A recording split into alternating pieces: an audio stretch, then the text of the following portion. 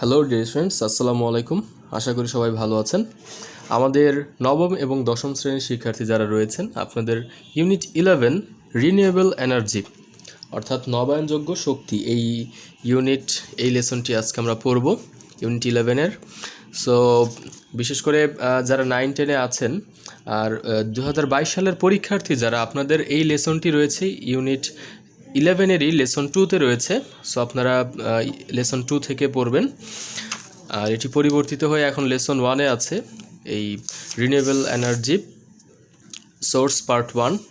So আজকে এবং 2022-এর পরবর্তীতে যারা পরীক্ষা দিবেন 2023-24 তাদের জন্য কিন্তু এই লেসন 1-এই এই প্যাসেজটি থাকবে।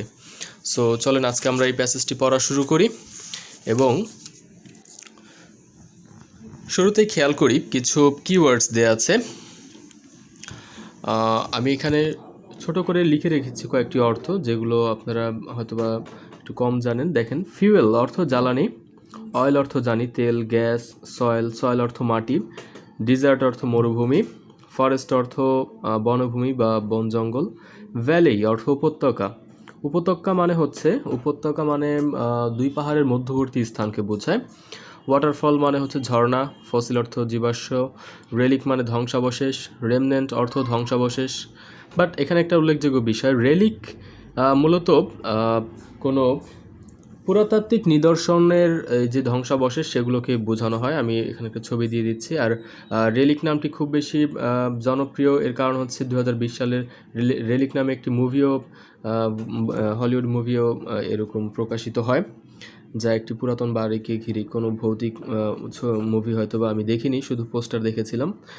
যাই হোক, সাইন অর্থ চিহ্ন, সান সূর্য, উইন্ড বাতাস, ওয়াটার পানি, খোয়াল অর্থ কয়লা। এটা তো আমরা জানি সবাই। সো এখন আসেন আমরা মেইন প্যাসেজ পড়া শুরু করি। আর এই প্যাসেজটি কিন্তু অত্যন্ত ইম্পর্ট্যান্ট, যাদের বিশেষ করে আপনারা যারা ক্লাস 9-10-এ রয়েছেন, আপনাদের ফাইনাল পরীক্ষাগুলো, টেস্ট পরীক্ষা প্লাস অন্যান্য যেই উইকলি বা মান্থলি টেস্টগুলো হবে আপনাদের স্কুলে, মিড টার্ম। সো সেখানেও কিন্তু এই প্যাসেজ থেকে প্রশ্ন করবে, এটার সম্ভাবনা অনেক বেশি, কারণ এই প্যাসেজটি অনেক অনেক ইম্পর্ট্যান্ট। সো চলেন আমরা এখন মূল প্যাসেজটি পড়া শুরু করি। In a speech at the 19th Science Congress, internationally acknowledged scientist Mr. and former Indian President Mr. APJ Abdul Kalam mentioned a very important aspect of his mankind's future energy crisis. আচ্ছা, এখান থেকে গুরুত্বপূর্ণ শব্দের অর্থগুলো আগে একটু বলে দিই। কংগ্রেস অর্থ সম্মেলন বা সভা, অ্যাকনলেজ মানে হচ্ছে স্বীকৃত, ফরমার মানে হচ্ছে সাবেক বা প্রাক্তন। আমি ছোট্ট করে লিখে রেখেছি, বুঝতে না পারলে সমস্যা নেই, শুনে লিখে রাখবেন। মেনশন অর্থ উল্লেখ করা, অ্যাসপেক্ট অর্থ হচ্ছে দৃষ্টিভঙ্গি, ম্যানকাইন্ডস মানে হচ্ছে মানব জাতির, ক্রাইসিস মানে হচ্ছে দুর্দশা বা সংকটপূর্ণ অবস্থা। So in a speech of 19th science Congress অর্থাৎ 90তম বিজ্ঞান সম্মেলনের একটি বক্তৃতায়, স্পিচ অর্থ বক্তৃতা বা কথা, তো সেখানে আন্তর্জাতিকভাবে ইন্টারন্যাশনালি অ্যাকনলেজড অর্থাৎ আন্তর্জাতিকভাবে স্বীকৃত বিজ্ঞানী এবং সাবেক Indian president mister APJ Abdul Kalam, তিনি খুব গুরুত্বপূর্ণ একটি বিষয় উল্লেখ করেছিলেন। সেটি কি?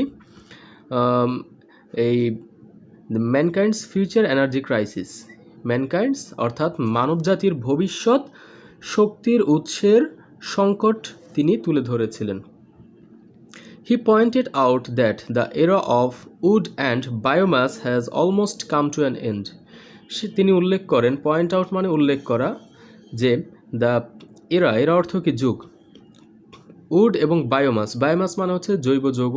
আমি একটা ছবি দিয়ে দিচ্ছি আপনারা আরেকটু ক্লিয়ার হওয়ার জন্য।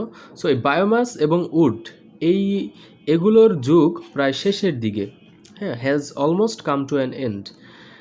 The age of oil and natural gas would soon be over within the next few decades. Decade অর্থ হচ্ছে দশক। তো নেক্সট ফিউ ডিকেডস মানে পরবর্তী কয়েক দশকের মধ্যেই এই যে তেল এবং যে প্রাকৃতিক গ্যাসের সময়ও শেষ হয়ে যাবে। উইদিন মানে কি? মধ্যে, কয়েক দশকের মধ্যে। Massive burning of world's coal reserves may lead to a worldwide ecological disaster because coal burning emits the highest amount of carbon in the atmosphere. Massive মানে কি প্রকাণ্ড বা বিশাল, অর্থাৎ এই যে বিপুল হারে যে কোনো কিছু করা হয় সেটিকে বোঝায়। অর্থাৎ massive burning of world's coal, coal মানে কয়লা, তো পৃথিবীর কয়লার ব্যাপক হারে পোড়ানো burning coal reserves may lead to a world wide ecological disaster, এটি একটি বাস্তুসংস্থানগত ধ্বংসের দিকে পৃথিবীকে নিয়ে যাবে। May lead to a world wide ecological disaster because, কারণ coal burning emits the highest amount of carbon in the atmosphere. আচ্ছা, কয়লা পোড়ানো, emits অর্থ হচ্ছে নির্গত হওয়া, নির্গত করা। তো কয়েল পোড়ানোর ফলে কি হয়, নির্গত হয় অনেক বিপুল পরিমাণের কার্বন ইন দ্য অ্যাটমসফিয়ার, বায়ুমণ্ডলে। অর্থাৎ কয়লা পোড়ালে অনেক বিষাক্ত যে গ্যাস কার্বন ডাইঅক্সাইড, এটি বাতাসে অনেক বেশি ছড়িয়ে যায়। So according to Kalam, the only solution that mankind can look to is the massive use of solar energy in future because it has some advantages over other forms of renewable energies. তো তাই mister কালাম তার মতে একটি একমাত্র solution হচ্ছে মানবজাতির জন্য, সেটি হচ্ছে ব্যাপক পরিমাণে সোলার এনার্জি অর্থাৎ সৌরশক্তির ব্যবহার নিশ্চিত করা ভবিষ্যতে, কারণ এটার কিছু সুবিধা রয়েছে অন্যান্য রিনিউয়েবল যোগ্য যেই নবায়নযোগ্য শক্তির তুলনায় এর কিছু সুবিধা রয়েছে। ওকে, আমরা পরের পেজে যাই। Now why has Kalam put so much importance to the issue of energy, তো কেন এখন মিস্টার কালাম কেন এই শক্তির উৎসতে এই বিষয়টিতে শক্তির বিষয়ে অনেক গুরুত্বারোপ করেছেন। The energy sources have always been a major factor of change throughout history.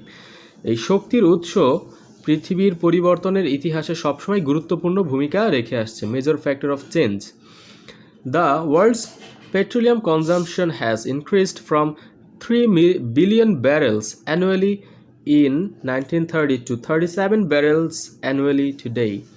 তো পৃথিবীর যে পেট্রোলিয়াম ব্যবহার, কনজাম্পশন মানে হচ্ছে ব্যবহার বা নিঃশেষকরণ, তো পৃথিবীতে যে পেট্রোলিয়াম ব্যবহার হয় জ্বালানি হিসাবে, এটি 1930 সালের 3 বিলিয়ন ব্যারেল বার্ষিক, সেই হার থেকে এখন এটি পৌঁছেছে প্রায় 37 ব্যারেল অ্যানুয়ালি, অ্যানুয়ালি মানে বার্ষিক, বর্তমানে বার্ষিক 37 বিলিয়ন ব্যারেল পেট্রোলিয়াম ইউজ হচ্ছে। সো এটি আপনারা মনে রাখবেন, এটি কিন্তু প্রশ্নে আসতে পারে অথবা এমসিকিউতে থাকতে পারে। In the next quarter century the world's population is expected to be about 8 billion which is 30% higher than today. দেখেন কি বলছে যে in the next quarter century, তো পরবর্তী এই শতাব্দীর প্রথম দিকেই এই পৃথিবীর পপুলেশন, হ্যাঁ, ওয়ার্ল্ডস পপুলেশন অর্থাৎ জনসংখ্যা আশা করা হচ্ছে যে, ধারণা করা হচ্ছে 8 বিলিয়ন হবে, 8 billion, which is 30% higher than today, যার মানে হচ্ছে বর্তমানের থেকে 30% বেশি। Developing countries will grow their economic about 2 times faster than industrialized countries. এই লাইনটা কিন্তু খুব ইম্পর্টেন্ট, মনোযোগ দিয়ে শুনি।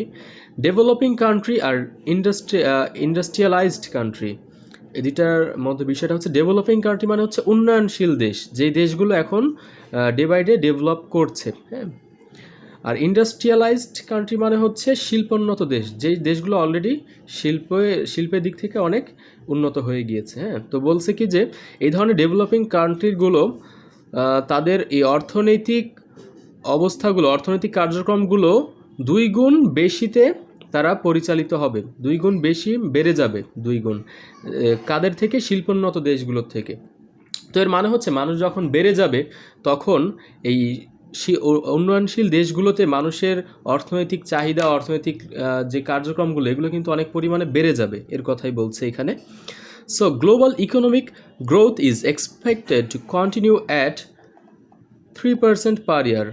বৈশ্বিক অর্থনৈতিক যে প্রবৃদ্ধি, এটা আশা করা হচ্ছে যে চলমান থাকবে, প্রতি বছর 3% করে বৃদ্ধি পাবে।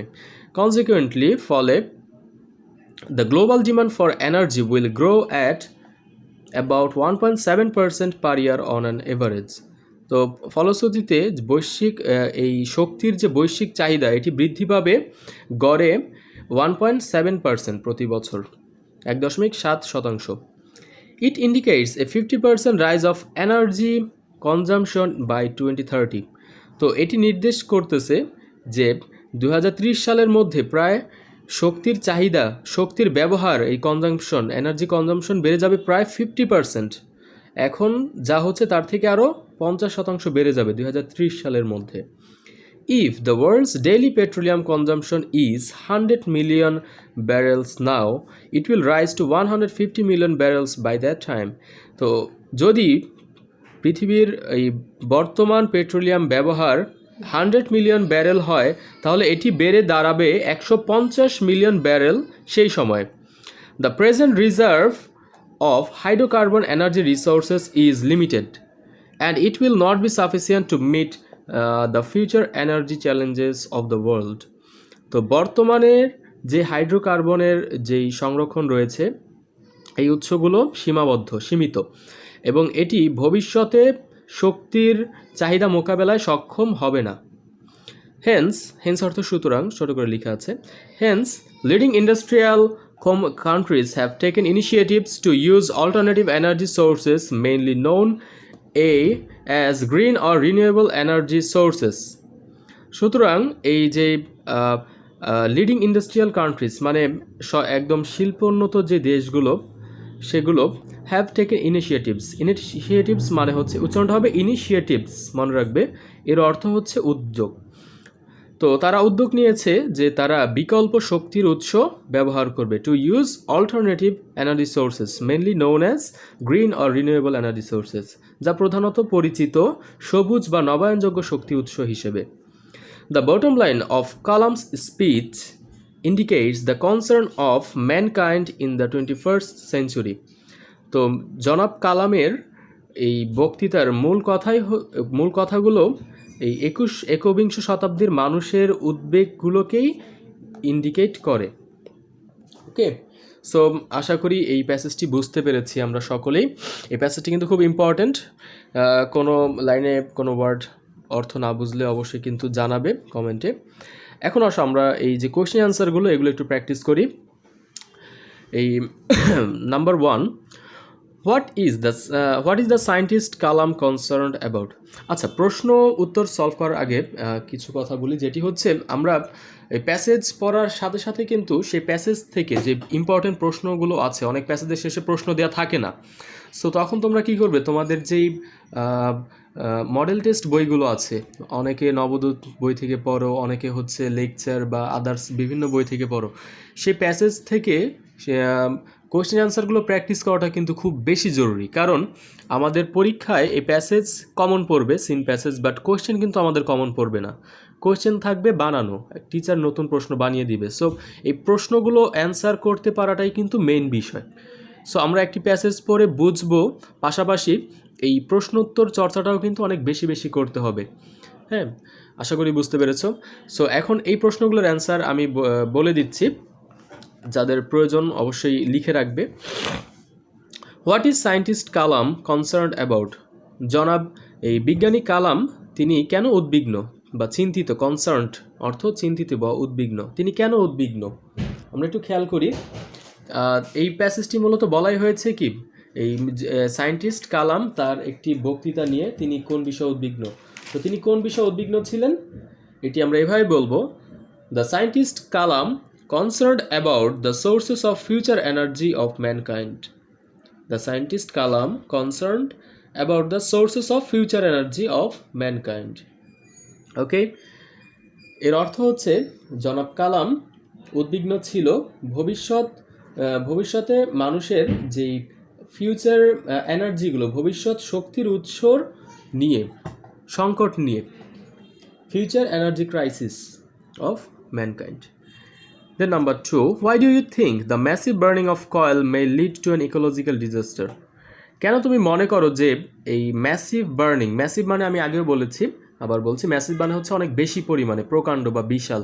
তো এই ব্যাপক হারে কয়লার জ্বালানো এটা মে lead to an ecological disaster, অর্থাৎ বাস্তুসংস্থানগত একটি বিপর্যয় বা দুর্যোগ সৃষ্টি করবে। তুমি কি এটি মনে করো? হোয়াই ডু ইউ থিঙ্ক, তুমি কেন এটি মনে করো? সো এটা আমরা এভাবে বলতে পারি, the massive burning of coil ইমিটস A lot of carbon in the air and a large amount of carbon in the atmosphere May lead to a world wide ecological disaster. এর অর্থটা বলে দিচ্ছি।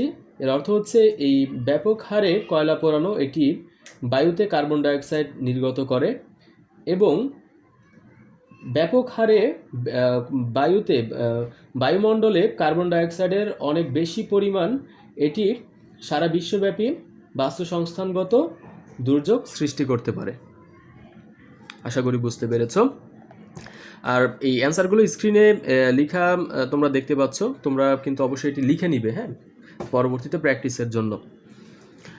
ওকে, then number 3, what do you mean by the potential danger of nuclear energy?